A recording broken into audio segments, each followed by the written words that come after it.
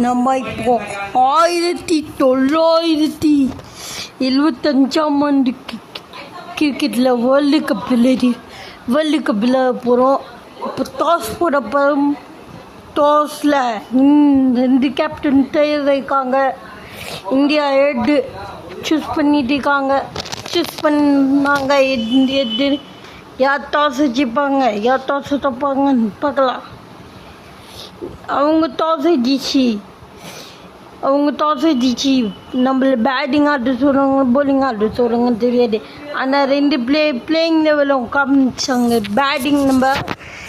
அவங்க பேட்டிங் ஆட சொல்லிட்டாங்க. நம்மள 2 டீமோட பிளேயிங் லெவலாம் பார்த்தீங்கன்னா இங்கிலாந்து டீமுக்கு தான் பயங்கரமாக பாசிட்டிவ்ஸ் இருக்குது. இந்திய டீமுக்கு கொஞ்சம் இதான பாசிட்டிவ்ஸ் இருக்குது. கொஞ்சம் சமமான பாசிட்டிவ்ஸ் இருக்குது. ஃபஸ்ட்டு பாலே சிக்ஸு கொஞ்சம் இதான பாசிட்டிவ் இருக்குது. இந்தியாவுக்கு சமமான பாசிட்டிவ். ஃபஸ்ட்டு பாலே சிக்ஸு இருக்கு. 2வது பால் கண்டிப்பாக ஒரு 72 ரன் அந்த மாதிரி வச்சாகணும். பார்க்குறாங்க பிள்ளைக்க இந்தியா. அதனால் 2வது பாலும் சிக்ஸுங்க ஸ்ட்ரைட்டாக.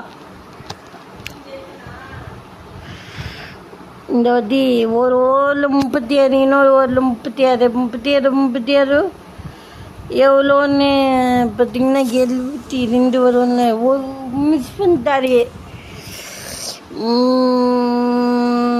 மிஸ் ஆயிடுச்சு. 3வது பால். இப்போ 4வது பால் என்ன ஆக போகுது? 6ஆ? 4வது பால் 6ங்க. இந்த வாட்டி 6 அடிச்சு நம்ம பெரிய ப்ரெஷரை ஏற்படுத்தணும்னு பார்க்குறாங்க இந்தியா. ஸோ இந்தியாவுக்கு இதுக்கு மேலே இருக்கிற பெரிய பொறுப்பு இங்கிலாந்து கதிகளுங்க வைக்கணும். அதுதான். ஆனால் 5 பால் 5 சிக்ஸு 30 ரன்னு வந்திருக்காங்க இந்தியா. இந்த பாலும் சிக்ஸு. போன பால் 6, இந்த பாலும் சிக்ஸுங்க.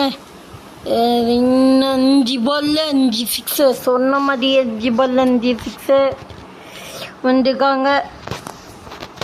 ஸோ 5 பால் 5 சிக்ஸ் வந்திருக்கிறதுனால இப்போ மேட்ச்சில் இந்தியாவோட கைதாங்க ஓங்கி இருக்கு. ஸ்பின்னர் அட்டாக் இங்கிலாந்துக்கு வராங்க.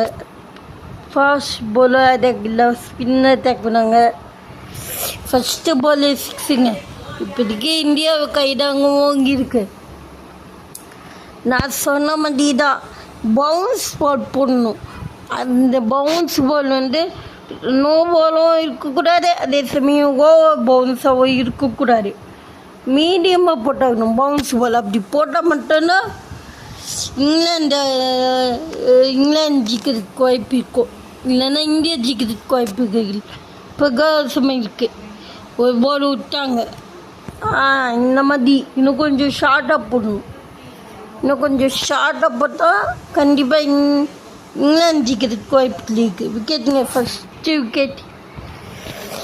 நான் இந்த மாதிரி ஒரு இன்னும் கொஞ்சம் ஷார்ட்டாக போட்டால் அவங்க அடிக்க மாட்டாங்க. அவங்க அடிக்காமல் இருப்பாங்க. அங்கே மட்டும் ஃபீல்டில் இல்லைன்னா கைக்கு 4 இருக்கும். அது ஏன்னா அந்த மாதிரி ஒரு பொசிஷனில் இருக்காங்க. இவங்க ரெடியாக சாகணும்னு பொசிஷனில் இருக்காங்க. ஸ்லோவாக அடிக்கணும்னு பொசிஷன்லாம் இல்லை இந்தியாவுக்கு. ஒன்று ரெடியாக அடிக்கணும் பொசிஷனில் தான் இருக்காங்க இந்தியா. அதனால் அங்கே மட்டும் ஃபீல்டிங் இல்லைன்னா கைக்கு அது 4 இல்லைன்னா 6ஆக இருக்கும். 2 சிக்ஸுங்க. நம்ம கருத்து சொல்லிட்டு போது 2 6 வந்துச்சு. 40 ரன் வந்துச்சுங்க. 40க்கு மேலே வருமா? அதை வச்சு 50 ரன் வருமா? இல்லைங்க. இந்த பால் மிஸ் பண்ணி இந்த பால் மிஸ் பண்ணிட்டாரு. ஸோ நல்ல ஒரு ஓவர், 3 பால் மிஸ் பண்ணிட்டாரு. நல்ல ஒரு ஓவர் ஸ்பின்னு. இது ஃபஸ்ட்டு ஓவர் ஸ்பின் போடுறாங்க இந்தியா. என்னதுக்கு போகுது போய் வெயிட் பண்ணி தான் பார்க்கணும். இன்னும் கொஞ்சம் நேரம் மேட்ச் முடிஞ்சிடும். வெயிட் பண்ணி தான் பார்க்கணும் என்ன நடக்க போகுது, எது நடக்க போகுது. ஃபஸ்ட்டு பால் பவுன்ஸு, வெயிட் பால் ஸ்பின்னும் சரி பாலும் சரி இது போட்டாகணும். பவுன்சர் பால் போட்டாகணும் இந்தியாவுக்கு. இவங்க போடுறாங்க பாருங்க பவுன்சர் பால். 2வது வைடுங்க.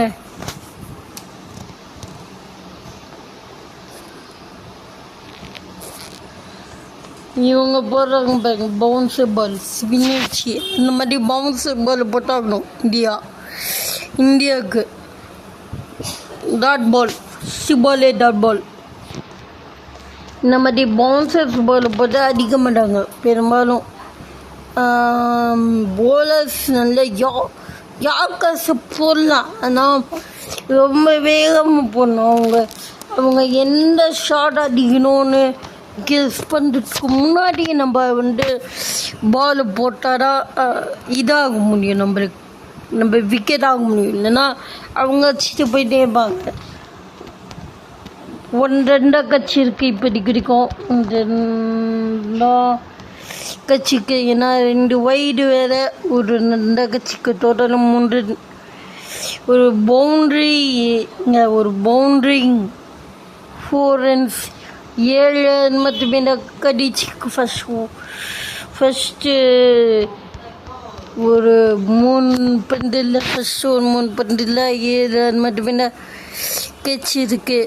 டாட் பால், இது ஒரு டாட் பால். இன்னொரு பால் இருக்கு, இந்த ஒரு பால், அது ஒரு பால் இருக்கு. ஸோ என்ன பண்ண போகிறாரு? 4 or 6 4ங்க. 11 வந்துட்டாங்க. சும்மா அடுத்த ஓவரில் இந்த மாதிரி அடிக்க முடியாது அவங்களால. யாரெல்லாம் இங்கிலாண்டில் அடுத்த ஓவரில் இந்த மாதிரி அடிக்க முடியாது. ஏன்னா அடுத்த ஒரு 5 ஃபீல்டர்ஸை இந்தியா வெளியில் இருப்பாங்க. 38 ரன் அடிக்கணும். சொன்ன மாதிரியே 5 ஃபீல்டர் வெளியில் வச்சுருக்காங்க இந்தியா. சொன்ன மாதிரியே வெளியில் வைக்கிறாங்க 5 ஃபீல்டர். ஸோ இந்த 5 ஃபீல்டர் மீதி 6 பாலில் 38 ரன்னுங்கிறது ரொம்ப கஷ்டங்க. ஒரு நோ பால் வந்தால் தான் ஜெயிக்க முடியும். ஒரு பால் விட்டார், அதனால பால் ரொம்ப கோவமாயிருக்காரு. ஒரு பால் விட்டதுனால 5 பால் 38 பெரிய ப்ரெஷர். ஒரு நோ பால் இருக்கணும் கண்டிப்பாக, அப்போ தான் ஜெயிக்க முடியும். ஒரு நோ பாலுங்க இது. சொல்லிக்கிட்டே இன்னும் நோ பால் போட்டார். 2வது பால் இன்னும் 5 பால் இருக்குது. ஸோ இது விட்டால் சான்ஸே கிடைக்காது. யாருக்குன்னா இங்கிலாந்துக்கு 6 அடிக்கணும். இந்த ஒரு நோ பாலில் அடிப்பாங்களா? இல்லைங்க, 6 அடிக்கலாங்க. கேட்ச் கொடுத்தாரு. ஆனால் கேப்பில் ஒரு சால்ட்டாக சிங்கிள் அடிச்சிட்டாங்க இங்கிலாந்து. இந்த மாதிரி இருந்தால் கண்டிப்பாக ஜெயிக்க முடியாது இங்கிலாந்து. இப்போதைக்கு தேவை அடிக்கணும் ஷாட்ஸ். ஆனால் அது எங்கே கிடைக்கும்? ஒயிட் பாலுங்க, அது எங்கே கிடைக்கும்? தான் இப்போதைக்கு இங்கிலாந்து பார்க்கணும். இது எங்கே கிடைக்கணும்னு இங்கிலாந்து பார்க்கணும். திடீர்னு ஷாட்ஸ். ஏன் இந்த மாதிரி ஒரு 6 தேவை, ஒரே ஒரு 6 2 பவுண்ட்ரி அவ்வளோதான் வந்துருக்கு இப்போதைக்கு இங்கிலாந்து. இந்த மாதிரி நிறைய ஷாட் போன ஓவர்லேருந்து இந்த மாதிரி நிறைய ஷாட் அடித்தா தான் இங்கிலாந்து ஜெயிச்சிருக்க முடியும். இல்லைன்னா ஜெயிச்சிக்க முடியாது. இல்லைன்னா கொஞ்சம் கிட்டையாச்சும் வந்துருக்க முடியும் இங்கிலாண்டால். இப்போது ஒரு விக்கெட். இப்போது இந்தியா ரொம்ப தூரத்தில் இருக்காங்க. இங்கிலாந்து கொஞ்சம் தூரத்தில் இல்லாமல் ரொம்ப தூரத்தில் இருக்காங்க இப்போ இங்கிலாந்து. ஸோ இதனால் இங்கிலாந்துக்கு ப்ரெஷர் இப்போது இருக்குது. அதனால விக்கெட்ஸை 2 விக்கெட் விட்டாங்க பாருங்க. அதனால் ப்ரெஷர்னால 2 விக்கெட் விட்டாங்க இங்கிலாண்டு. ஸோ ஃபஸ்ட் ஓவர்லே அடிச்சிருந்தா ப்ரெஷரை இன்னத்துக்கு கண்ட்ரோலாக இருந்து ப்ரெஷரை இன்னத்துக்கு கண்ட்ரோலாக இருந்துக்கலாம். இல்லைன்னா ப்ரெஷர் இருக்காது. 2வது 6ங்க ப்ரெஷரே இன்னத்துக்கு இருக்காது. கொஞ்சம் கிட்டக்க வந்து தோற்று போயிட்டாங்க இங்கிலாண்டு. கொஞ்சம் கிட்டக்க வந்து தோற்று போயிட்டாங்க. பிளேயர்ஸ் எல்லாமே அன்செக் பண்ணுறாங்க. பிளேயர்ஸ் எல்லாமே மேன் ஆஃப் த மேட்ச் இவர் தான். மேட்ச் முடிஞ்சிச்சு இப்போது.